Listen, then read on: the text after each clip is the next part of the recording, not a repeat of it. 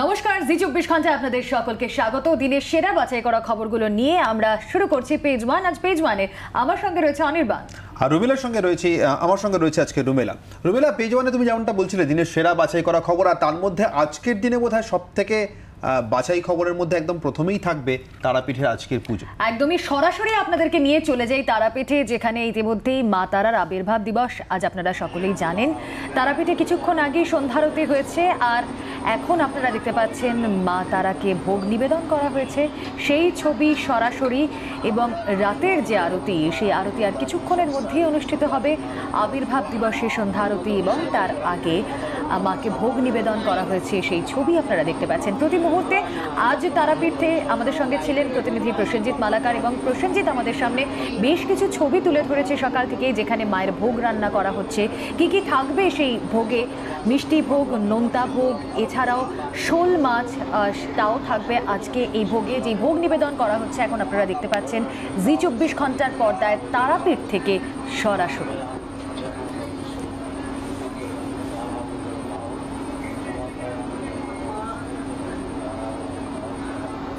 শুক্লা চতুর্দশীর এই তিথি এবং মা তারার আবির্ভাব দিবস আজ তারাপীঠ থেকে সরাসরি সেই ছবি আপনারা দেখতে পাচ্ছেন। গর্ভগৃহের ছবি, যেখানে মা তারার রাজবেশ আপনারা দেখতেই পাচ্ছেন।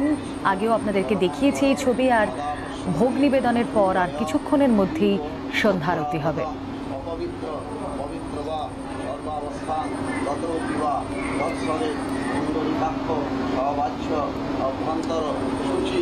নমো তারা নমো তারা নমো তারা নমো বিষ্ণুর বৎসদত্ত কার্তিক মাসে তুলা রাশিস্থে বাস করে শুক্লপক্ষে কোজাগরী লক্ষ্মী পূর্ণিমা ইহা মধ্যে। তারাপীঠ থেকে আপনারা দেখতে পাচ্ছেন সরাসরি ছবি সিদ্ধপীঠ তারাপীঠ। আর আবির্ভাব দিবস প্রতি বছরই লক্ষ্মী পুজোর ঠিক আগের দিন বা শুক্লা চতুর্দশীর দিন তারা মায়ের আবির্ভাব দিবস হিসেবেই পালন করেন। ভক্তদের কাছে এই দিনের মাহাত্ম্য সত্যিই আলাদা। এদিন সকাল থেকেই পুণ্যার্থীরা তারাপীঠে ভিড় জমান, সেই ছবি আপনাদের সামনে আমরা তুলে ধরেছি। যদিও এই নিউ নর্মাল এবছর একটু আলাদা ছিল ছবিটা, করোনার জন্য অন্যান্য বারের থেকে ভিড় অনেকটাই কম ছিল আজ তারাপীঠ জুড়ে। আজকের এই দিনকে কেন্দ্র করে বেশ কিছু গল্প কথিত আছে। শ্বেত শিমুল বৃক্ষের তলায় পঞ্চমুণ্ডির আসনের নিচে মায়ের শিলামূর্তি আছে। পাল রাজত্বের সময় স্বপ্নে তারা মা তারারই আদেশ পেয়েছিলেন জয়দত্ত সওদাগর। শুক্লা চতুর্দশীতে শ্মশানে মাটির নিচ থেকে মায়ের মূর্তি বের করে মন্দিরে প্রতিষ্ঠা করেন জয়দত্ত। সেই উপলক্ষেই আজ এই তিথিকে, শুক্লা চতুর্দশীর এই তিথিকে মা তারার আবির্ভাব দিবস বলেই বিবেচনা করা হয়। প্রতি বছরই এই তিথিতে তারাপীঠে মায়ের বিশেষ পুজোর আয়োজন করা হয়, বিভিন্ন ভোগ মাকে নিবেদন করা হয়, যেই ছবি আপনারা দেখতে পাচ্ছেন জি24 ঘন্টার পর্দায়।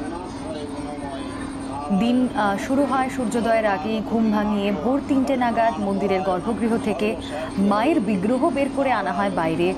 তারপর বিরাম মঞ্চ সেখানে রাখা হয়। সেই বিরাম মঞ্চে তার ছোট বোন মুলুটির মা মৌলিক্ষার মন্দিরে, সেখানে পশ্চিম দিকে তাকে মাকে বসানো হয়। জীবিত কুণ্ড থেকে জল এনে মাকে স্নান করানোর পর পরানো হয় রাজবেশ, যেই ছবি আপনারা দেখতে পাচ্ছেন। এরপর বেশ কিছুক্ষণ ধরেই চলে মঙ্গল আরতি পর্ব। প্রতি মুহূর্তে সেই ছবি আজ সারাদিন তারাপীঠ থেকে আপনাদের সামনে রেখেছি আমরা।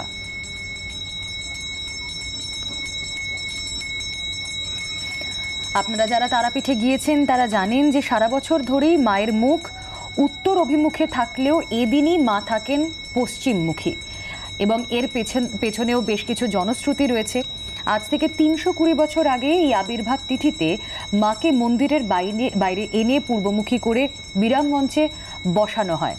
আর এই সময় মায়ের সামনে রাখা আসনে মোলটির রাজা এসে উপাসনা শুরু করেন। কিন্তু ক্রুদ্ধ পুরোহিতদের বাধায় রাজা ওই স্থান ত্যাগ করে দ্বারকা নদীর তীরে ঘট প্রতিষ্ঠা করে তারা মায়ের পুজো শুরু করেছিলেন।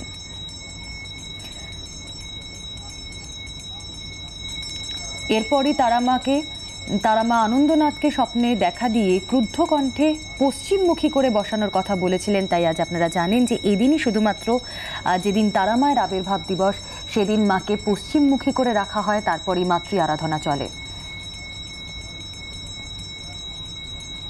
দিনভর বিরাম মঞ্চে রাখা হয় মা তারাকে, আর তারপর বিকেলে আরতির পর মাকে ফিরিয়ে নিয়ে যাওয়া হয় মূল মন্দিরে। স্নানের পর নবরূপে সাজানো হয় দেবী মূর্তিকে। রীতি অনুযায়ী মায়ের আজ উপবাস। সকালে মঙ্গল আরতির পর লুচি, মিষ্টি, সুজি মাকে শীতল ভোগ দেওয়া হয় বেসিক্যালি সকালবেলায়। তারপরে দুপুরে ভোগ হয় না, আর দিনভর ফল মিষ্টি ভোগ দেওয়া হয় মাকে।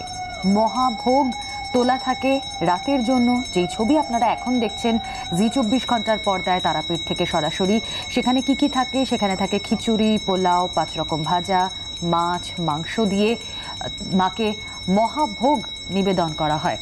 আর ভোগ নিবেদনের পর আরতি, সেই সন্ধ্যারতির ছবি আপনাদের সামনে জি 24 ঘন্টার পর্দায়।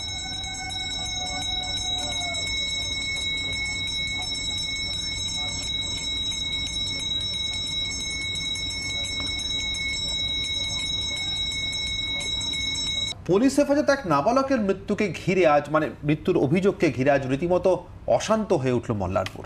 একদমই তাই, এবং মল্লারপুরের এই অশান্তিতে কিন্তু রাজনৈতিক চাপানোতরও তৈরি হয়েছে অনির্বাণ। যদিও বাবা মা, মৃত নাবালকের বাবা মা, তারা বলছে ছেলে আত্মঘাতী হয়েছে।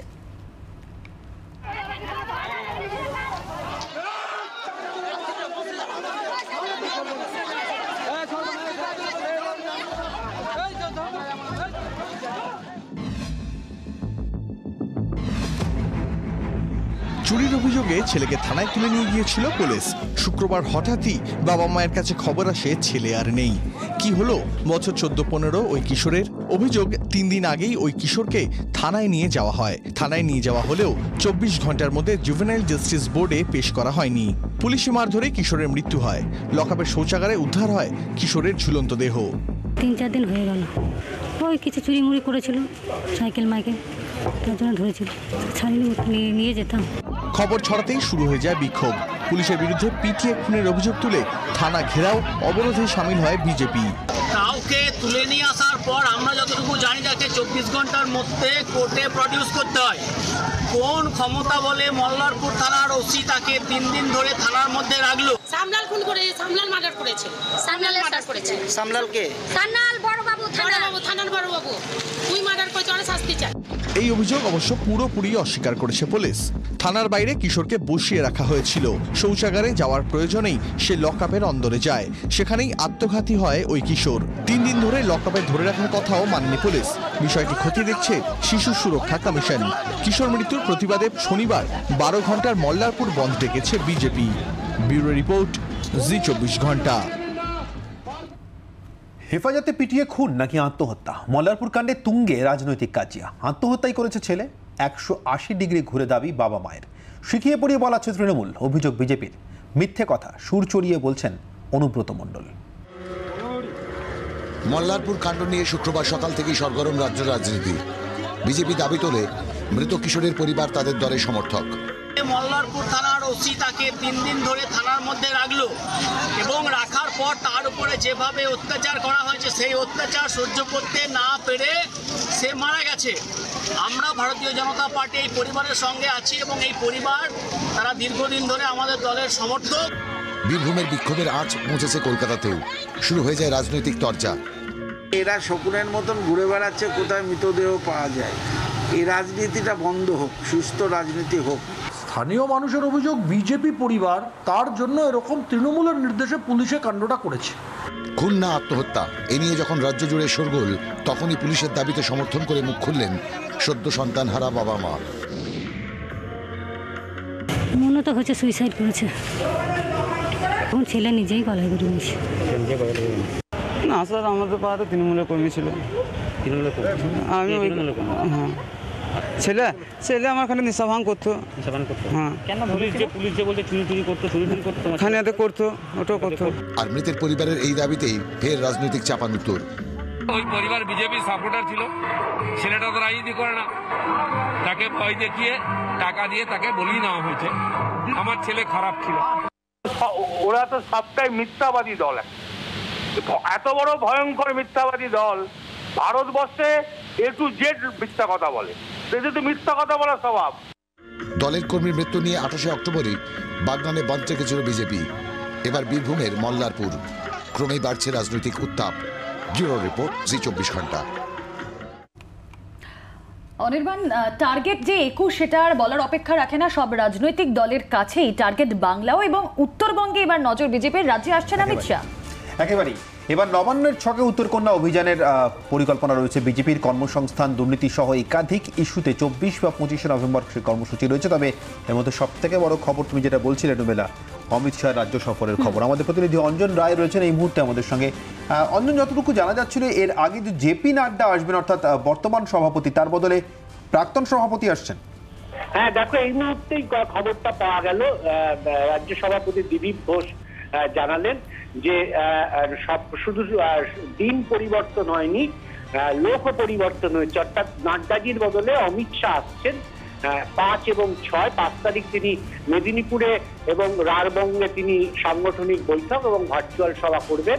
6 তারিখে তিনি কলকাতা এবং নবদ্বীপ, হাওড়া, 24 পরগনা এই যে জোন আছে ওদের, সেই জোনে তিনি ভার্চুয়াল সভা এবং সাংগঠনিক বৈঠক করবেন। এর আগে কিন্তু উত্তরবঙ্গে ঠিক উল্টোটা হয়েছিল, অমিত শাহ আসবেন বলে ঘোষণা করা হয়েছিল, পরে দেখা গেল নাড্ডাজি এলেন। আর এখানে নাড্ডাজি আসবেন বলে ঘোষণা করা হয়েছিল এর আগে, এখন উল্টে গিয়ে অমিত শাহ আসবেন বলে জানানো গেছে শেষ মুহূর্তে। অর্থাৎ 5 এবং 6 এ রাজ্যে কেন্দ্রীয় স্বরাষ্ট্রমন্ত্রী অমিত শাহ আসছেন। এইটাই আপাতত বিজেপির পক্ষ থেকে জানানো হয়েছে। ধন্যবাদ অঞ্জন। করোনার জেরে এবার ভালো করে দুর্গাপুজোই করতে পারেনি শহরের অনেক বারোয়ারি পুজো কমিটি। সেখানে থিমের লক্ষ্মী পুজো, তাও আবার বড় আকারে। দেখুন, শিয়ালদা স্টেশন থেকে ঢিলছোড়া দূরত্বে 9 নম্বর সার্পেন্টাইল লেনের এই বাড়িটা যেন রাতারাতি কোন জাদু মন্ত্র বলে হয়ে উঠেছে জোড়াসাঁকো ঠাকুর বাড়ি। আবহ একেবারে সেই ঠাকুর বাড়ির মতো, যেন এক্ষুনি এই ক্যানভাসে ছবি আঁকা শুরু করবেন বিশ্বকবি, যেন এক্ষুনি এই যন্ত্রসঙ্গীত বেজে উঠবে তার হাতে, যেন এক্ষুনি তিনি এই টেবিলে বসে পড়াশোনা এবং লেখালেখির কাজ শুরু করবেন। টেবিল জুড়েও শুধুই তার একের পর এক অমর সাহিত্য সৃষ্টি। উন্নয়ন ক্লাব দুর্গাপুজো করে না, তারা আলাদা করে লক্ষ্মী পুজোই করে। 22 বছর ধরে লক্ষ্মী পুজোয় বেনজির থিমের চমক দিয়ে চলেছে তারা। এবারের থিম 22শে শ্রাবণ। জোড়াসাঁকো ঠাকুরবাড়ির আদলে মণ্ডপের প্রবেশপথ, মণ্ডপ সজ্জায় রবীন্দ্রনাথের সৃষ্টির কোলাজ। রবীন্দ্রনাথ তো আমাদের বাঙালির কাছে একমাত্র আশ্রয়, তো তার কাছেই আমরা সেই আশ্রয় খুঁজে পেতে চেয়েছি। এবং এই করোনার এই পরিস্থিতিতে আমরা যারা স্বজন হারিয়েছি, আমরা সেই পৃথিবীরই কামনা করি যেটা অন্ততপক্ষে মানুষ সুস্থ হয়ে স্বাভাবিকভাবে জীবনযাপন করতে পারে। সেই জন্য আমরা শান্তিনিকেতনের প্রার্থনা গৃহটাকেই, সুমনও যেমন ভেবেছিল, আমরাও আরাধ্যা দেবীকে সেখানে অধিষ্ঠান করিয়েছি, যাতে মা আবার আগের মতো পৃথিবী ফিরে দাও, সবাইকে সুস্থ রাখো। এই পুজো যার হাত ধরে তৈরি, সেই সুমন পণ্ডিত গত 22শে জুলাই করোনা আক্রান্ত হয়ে মারা যান। তবু তারই তৈরি করে যাওয়া শিল্প ভাবনাকে তিলে তিলে ফুটিয়ে তুলে এই পুজোকে বাস্তবায়িত করেছেন পাড়ার সদস্যরা। তারা বলছেন স্রষ্টা বেঁচে থাকেন তার সৃষ্টির মধ্যে। সুমন অর্থাৎ এই পুজোর উদ্যোক্তা বেঁচে থাকবে তার এই অপূর্ব সুন্দর শিল্প ভাবনার মধ্যে। জি24 ঘন্টার জন্য ক্যামেরা দেবাশিস চন্দ্রের সঙ্গে অয়ন, কলকাতা।